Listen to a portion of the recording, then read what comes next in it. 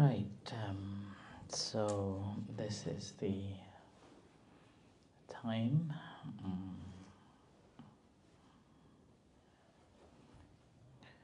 for the question and answer and reflection. So if you have anything you want to share or any question, you may share now.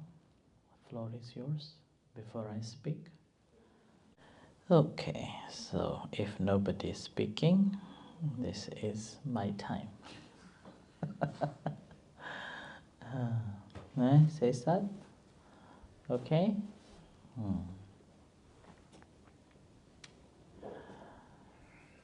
So, last week I mentioned that I didn't know which subject to focus on this year, and then you all suggested to go with the Visuddhi, right? So 7 Visuddhis. 7 Visuddhis are so the 7 purification. Visuddhi means the purification, and there are 7 purifications that we have to purify, starting from the Sila Visuddhi, Chitta Visuddhi, Ditthi Visuddhi, Kankha Vitarana Visuddhi, and then Makka Yana Dasana Visuddhi, Patipada Jnana Dasana Visuddhi, and then Jnana Dasana Visuddhi. Right? So 7 Visuddhis are there. What does it mean by Visuddhi? Why do we have to have a Visuddhi? So Visuddhi means purification. Why do we have to have a purification? As you said earlier, it's dirt. So because of the dirt that we have, we need a purification. What, dirt in your head? In your mind? In your mind. Defilements. So, and these are dirts that we accumulate through the senses. Through the senses, we accumulate them. And we do not know how long we have accumulated them. Even if you look at just this life, can you remember when was the first time you think that this is what I want? Or the sense of, I want this, but it's not fair, I can't have it. Or like, why she can have it, why I can't have it? That sort of feelings.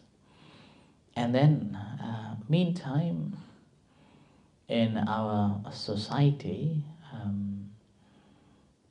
is judged by how much you gain, how much you have.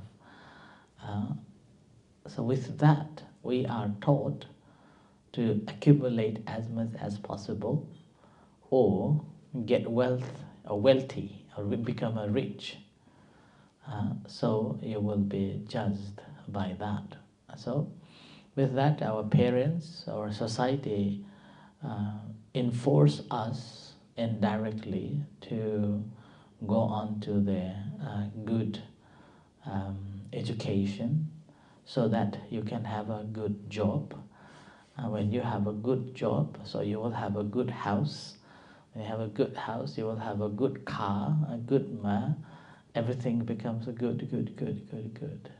And then with that, socially, we are kind of enslaved by the social systems. And then if you can't have them, then you are not that a good person. If we look at the Karl Marx theory of capitalism, if you can't produce, you are useless. You will be thrown out from the system. And that's exactly what's happening. Although we deny his theory, technically that's happening in the world, right? So because of that system, we are bind by those systems. We gradually sip into that system and create more desire.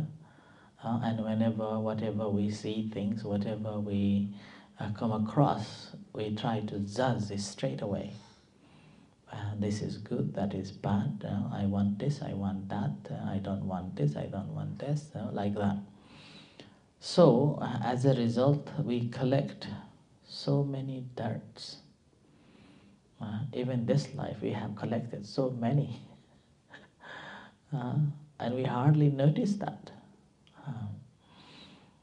And think about if we believe in the law of karma and rebirths according to Buddhist philosophy, then we can see that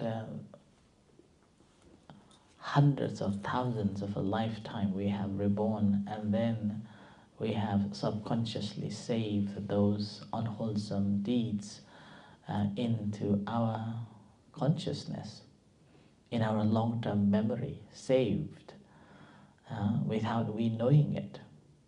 And then that is actually shaping our thinking, our behavior, and with that again, our behavior, we are committing furthermore, like that.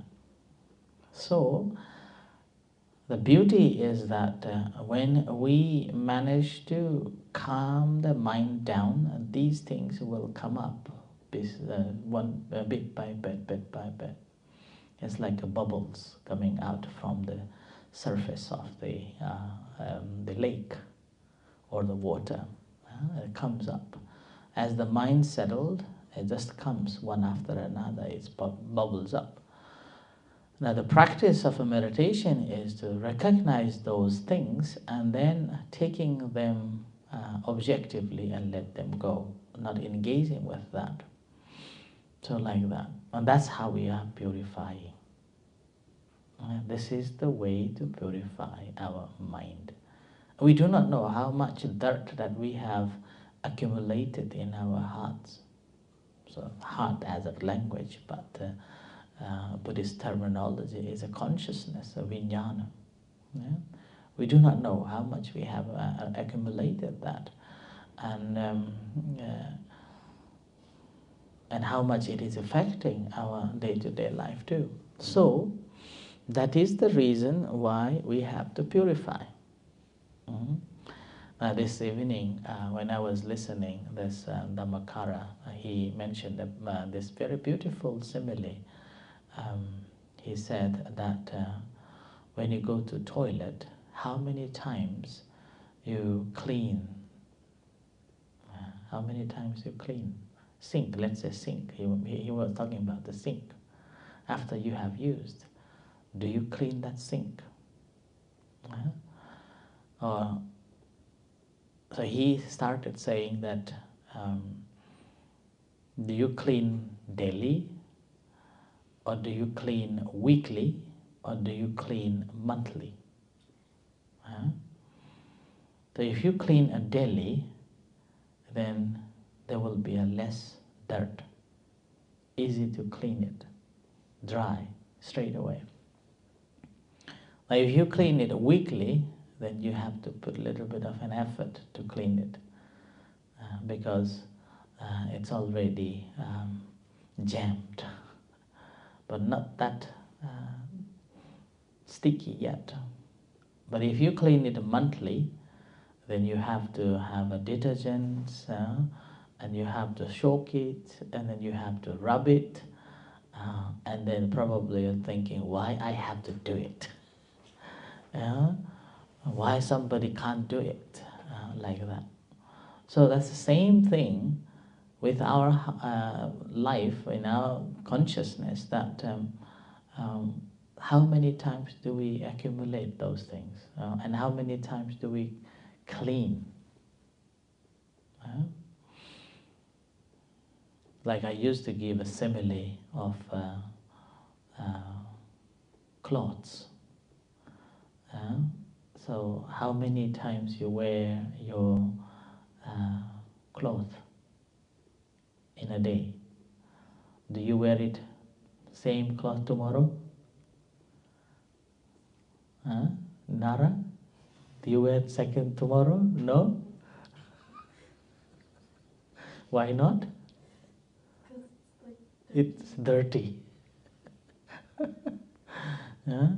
Now, when you put that one day wearing, put into the washing machine, how long does it take to clean?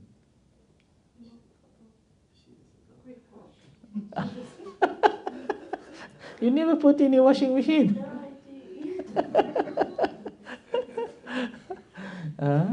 So it's normally at least take 1 hour. At least 1 hour. And then after you washed it, again, you have to dry it. Another 1 hour at least. Only then you can reuse it. Okay? So think about it. You wear it one day and you wash it 1 hour and then dry it another 1 hour. What about our mind? We've been using every day. How many times we wash it? How many times we wash it? Do you wash? Cesar? Shampoo it. Your head, not your brain. Right? You're not taking out your brain and wash it and flush it and clean it and then, oh, next day I have a clean brain. Yeah? Maybe we have to ask Japanese engineers to produce a washing machine for the brain so we can clean and put it back. Open it, and take it out and clean it and then put it back. Oh, I have a fresh brain. So, unfortunately, it's not about the brain in Buddhism. It's about the consciousness, which we can't take it out. We can't take it out. So it's very difficult to clean. And we never clean it, or hardly we clean it. So that's why I normally take the morning and evening chanting, and a short meditation is that. So cleaning myself, cleaning the mind. At least not all, but some. So cleaning of that. So that is the purification. Asha, how do you know which defilements you are coming up?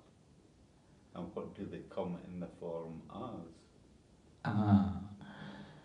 It comes as a story, it comes as a thought. Okay? When these thoughts or stories come up, that time we simply recognize and let go, not engage with that. Suppose when you're meditating, you suddenly brought up, let's say, your childhood memory of a trauma. Right? And you brought up and you become traumatized now, although it happened 10, 20, 30 years ago. Right? So we just watch that this happened, observe it, and then not engage with that and let go. And next time when it comes back, it won't hurt you much. But the very first time when it comes, it hurts you. Your heart will be palpitate very hard. Sweating could happen, or shaking could happen, and sometimes people cry. Could happen. So these are the moments we pay attention to it, observe. But it only comes as stories. Yes. Thoughts. So, Thoughts. Yeah. Yeah. And sometimes it's not just the thoughts. Sometimes it can be affecting our health as well. Health as well. But this is a bit hard one to explain. But easy to explain is when it comes into our meditation, during the meditation as the thoughts pops in, and in those cases we have to observe it. so what happens if you've got no thoughts during meditation? Okay, good.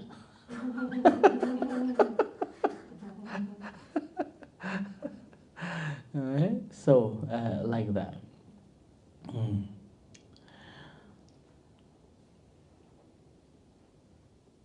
So that is the reason we have to purify.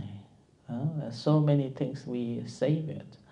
And in a psychology, whenever the memory is been saved in our long-term memory, in order to remove that long-term memory, you have to do something different regularly again and again until that memory, new memory, goes into that subconsciousness, and that will replaces the old memory.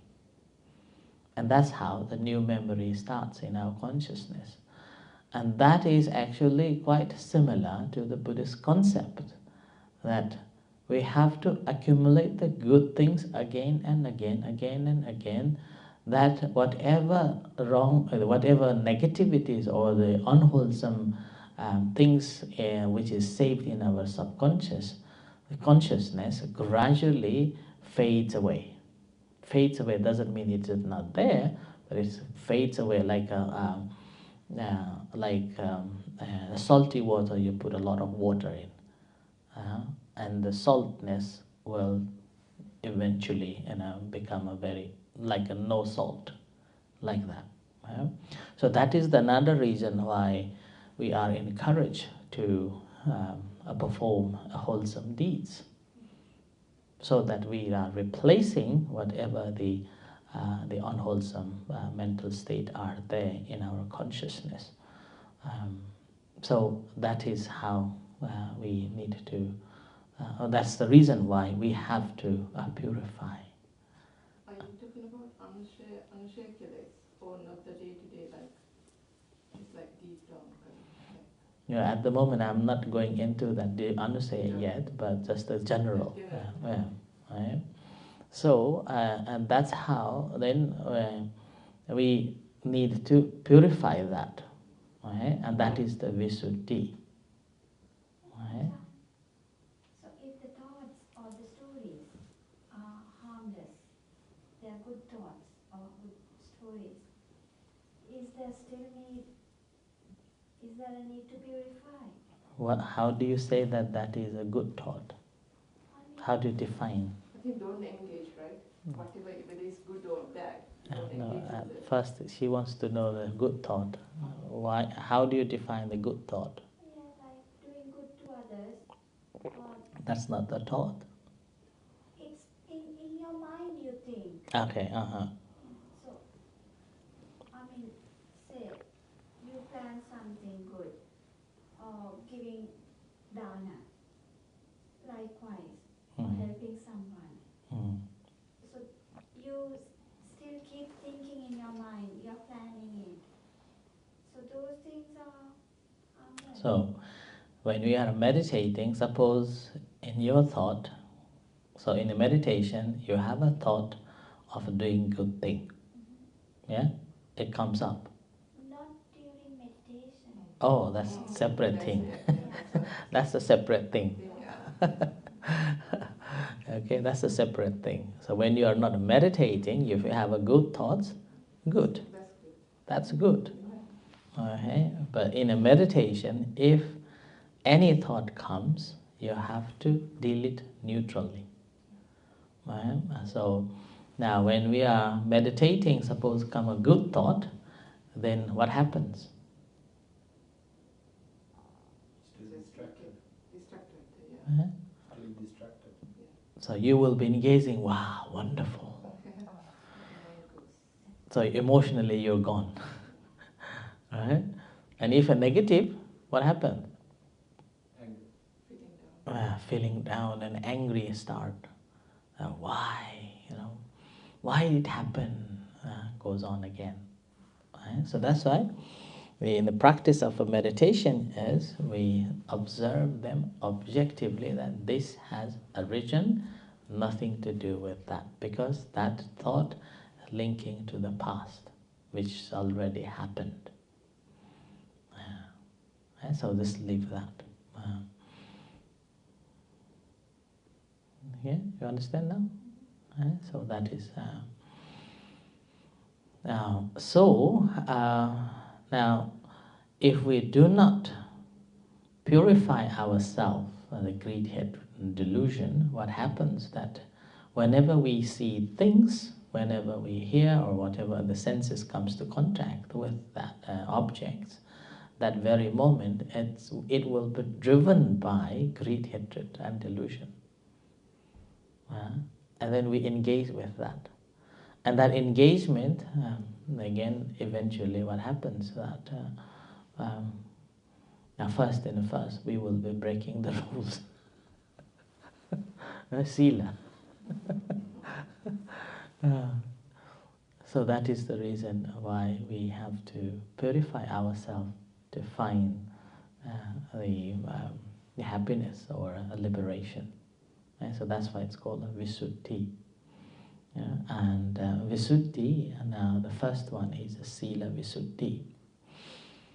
Now, before go on to that, we have to remember that this is not taught by the Buddha, but the Buddha accepted that this is the right teaching. This comes in the one of the suttas in Majjhima Nikaya. Okay. Do you remember? Number 24. What? Is that the one? No. Ratna. Which one?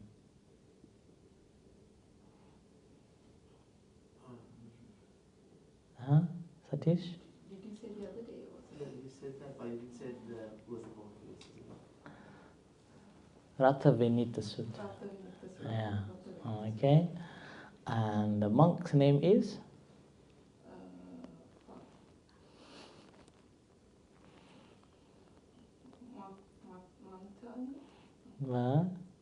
Punnamantani. Punnamantani. He was very senior monk, senior than the Venerable Sariputta. And he was a very respected monk. Right? There are stories saying that before he came to see the Buddha, now he also came from the Sakyan family. After he became a monk, he was very diligently practicing, and he was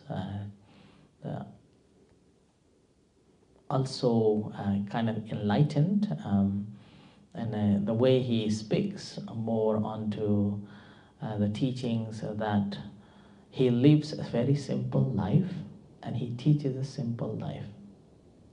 He lives in a very contented way and also teaches the contented way, like that. So he was one of the very respectful monk. And then whoever trained under him or his disciples normally praise him highly.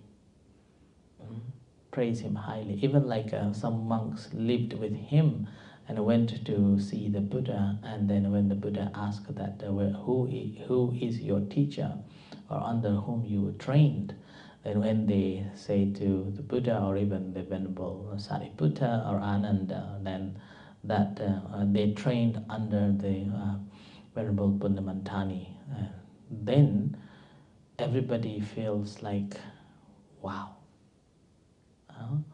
So everybody respect him. And all the disciples also respect and put him in a very high status. So, and then whenever Buddha even referred to him, Buddha was referring him in a very a nobly way. So as a result, Sariputta was always wondering, who is this monk? Who this Venerable Punnamantani is? And then he wanted to meet. So one day when the Buddha was living in Savatthi, then he thought that, okay, this is the time to go to see him. And then the Venerable Punnamantani came to see the Buddha. And then after listening the talk and chat with the Buddha, and the Venerable Punnamantani went to stay in his quarter. And if I remember correctly, one of the disciples of the Venerable Sariputta came to inform Venerable Sariputta that the Venerable Punnamantani is in the temple in Savatthi. So then the Venerable Sariputta goes up to see him. Goes up to see him. And Venerable Sariputta didn't introduce himself as Venerable Sariputta. The story quite interesting. So he went to the forest. Huh? I think he went to the forest. Yeah, He okay. went to the forest and he started meditating under a tree. And then Sariputta went to see him. Yeah. Okay. And then Venerable Sariputta went to meet him, and Venerable Sariputta asked him that, did you become a monk because to practice the sila or purify the sila? And he said no. Did you become a monk to purify your mind? He said no. Did you become a monk to purify your understanding? He said no. So all 7 questions Venerable Sariputta asked him, and he said no, no, no, no, no.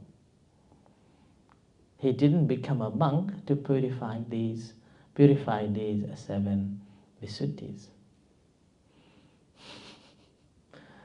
Then why you become a monk?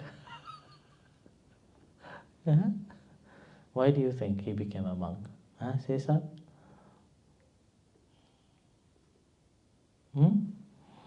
Vinod?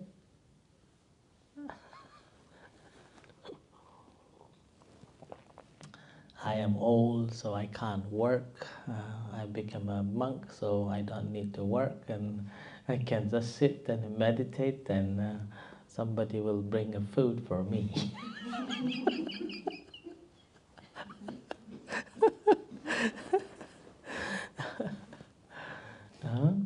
So his answer was, I became a monk to be liberated. Okay, to be liberated. And this liberation is only possible, you have to complete all these 7 purifications. You cannot purify one not doing others, so it's a linear progress. So he gave a simile of a king. Suppose a king traveled to the 7 continents, and each continent has got his own chariot or the vehicle to travel. So he goes on to the one chariot and then leaves that chariot to that boundary, and then he moves on to another chariot, and then another chariot up to the 7th. And then after that, then the Venerable Punnamantani asks, which one is important? All is important. So it's a linear progress. All is a base. You're practicing the sila so that you can improve the meditation, the chitta. You practice of a meditation or a chitta to understand the right understanding. It goes on, one after another, up to the jnana dasana. Now, jnana dasana is not a liberation yet. There comes another further too.